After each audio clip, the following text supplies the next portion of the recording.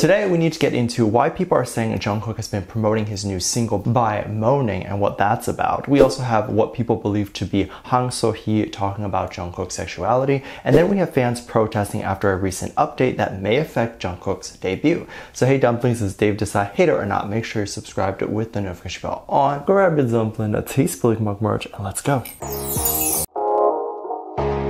So let's talk about the update that might affect Jungkook's debut. It's not really his full-on debut, but it seems like we are calling it that. Jungkook has definitely made a bunch of other songs before, like Dreamers, Left and Right, even Euphoria. These are more so his debut, as it would be the first time we hear him by himself. And this time with 7, it's the same vibe since it's a one-off song and it's by himself. But anywho, this one is considered the more official one. So naturally the fandom is excited, and what does everyone do when they're excited? They binge any content that's even remotely similar to what they're excited about. So you'll see a spike in viewership for reaction videos or anyone talking about the music video. And then of course, over on sites like Twitter, you'll probably want to interact with as many tweets and as many people as you can that are talking about the music video. Now hold this thought, we need to talk about a new policy that is really bad. Elon Musk, I believe, is now the former CEO of Twitter as of June 6, 2023. He officially stepped down then, but is still the owner of Twitter. So I want to make that clear. The CEO of a company is not always the owner or founder. These are different people. The CEO basically handles all the logistics of growing, paperwork, contracts, everything, while the founder can be as involved or not involved as they would want. Elon Musk has chosen to be more involved. He recently announced a new Twitter policy that says that there will be a limit on how many tweets you can view. Rate limit actually ended up trending on Twitter. Basically, Elon is to change unverified accounts to have an 800 viewing limit, and then if you're a new account signing up, you'll get 400. Basically, this means you can only look at either 800 or 400 tweets with your either new or old account if you're not verified, and then verified users will get 8,000 or a much higher limit. He claims a lot of this is because the viewing habits are taking up a lot of space on Twitter's backend, and sure, I guess that makes sense, but this is definitely forcing users to get that verified account and pay either $9 or $15 a month to get that blue check. It makes no sense to do that. This is essentially trying to get users to pay to use the platform. Why this irks me so much is that this will no doubt reduce the amount of people who use Twitter. Every single social platform heavily relies on getting new users because old users leave all the time.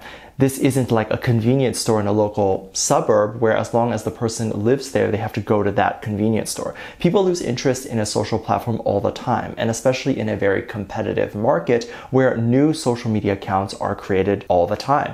Twitter will eventually lose their piece of the market because the 400 rate limit that you get for being a new account will go by fast, and then users will have to log off for the day if they don't want to pay. Within that rate limit, it accounts for just tweets on the feed. So even if you don't click on it or interact, this also will limit interactions, engagements, and viewership on Twitter, because once people see their engagement drop off a cliff because users are leaving after only being allowed to be on for a few hours without paying, then those creators will also leave. And so this will cause a domino effect. So how does this all affect Jungkook? Well, this will come to a point where Big Hit or Hybe may realize that it's not as smart or effective in reaching their entire audience from just simply tweeting about it. People might realize they need to use another platform. Things won't go viral anymore because there's a limit to how many things someone will see. Fans were no doubt angry because this was happening during Jungkook's comeback. However, what I will say is that this is good news for users who get a lot of hate on Twitter. BTS is definitely a victim of that, and so this could then result in users not going on Twitter anymore, and maybe the hate will move to more Reddit now. However, celebrities have made it in the past without using social media, and they will continue to do it again without social media. They don't need it. Jungkook has been very active at promoting his new song 7, and he's doing a great job. One of the ways he was teasing and promoting the song was with a recent live stream. He was talking about the song and how excited he was for everyone to hear it while he was working out. People loved this, and people were making a lot of jokes. One in particular was when Hybe asked Jungkook how he would like to promote the song. He decided that he was was going to do it while stretching his back.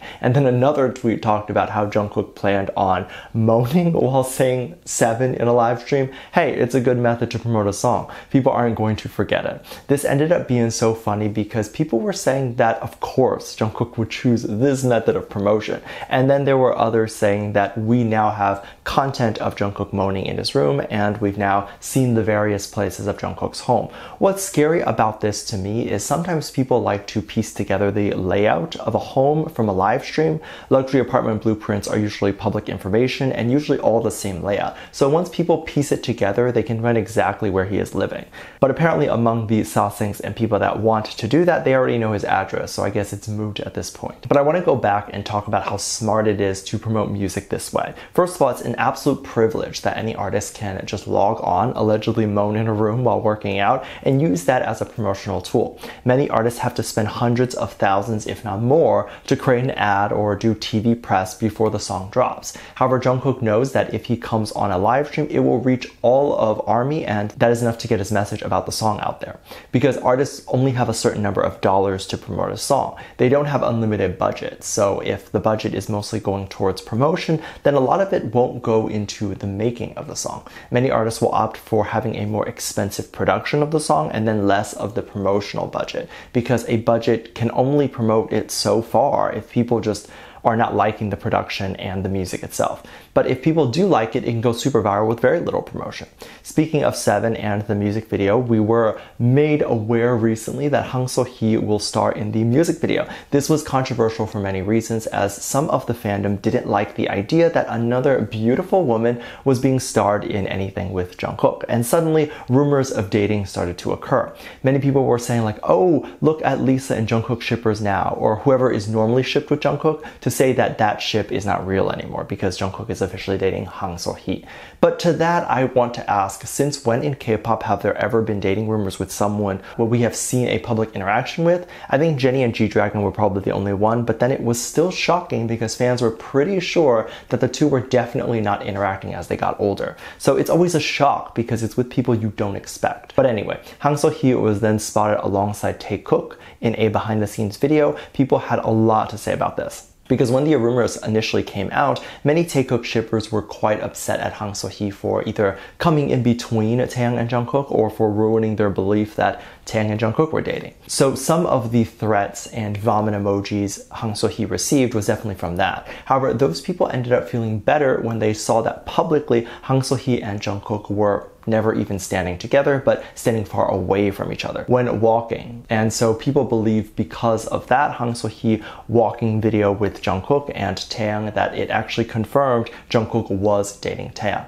and that Jungkook was gay. And I mean, what? We don't really know anything. I tend to lean more towards the facts and less on speculation. As someone a part of the LGBT community, I would of course naturally lean more towards believing someone could be a part of that community as well, but I don't like to out people and just assume, because that is the issue I have with being a part of the community. So while we can believe whatever we want to speculate, I like to say we haven't had any confirmation or anything. What we have had confirmation of is that Jungkook has no issue representing or associating himself with the community. But that doesn't mean he's a part of it. For the song Left and Right by Charlie Puth, Jungkook obviously plays a gay love interest. However, so does Charlie, and he has been open about being straight, so it doesn't really mean anything, does it? And if Han So Hee plays Jungkook's love interest in the music video, then I think we could have had some sort of confirmation, because the song and his upcoming albums are about him, so everything in the video would represent him. But at the end of the day, it's still a theory, so we may never know, and that is okay. Let me know what you think. Make sure you check out my Patreon for more videos, link down below. Thanks for this lovely comment right here. Love you, both.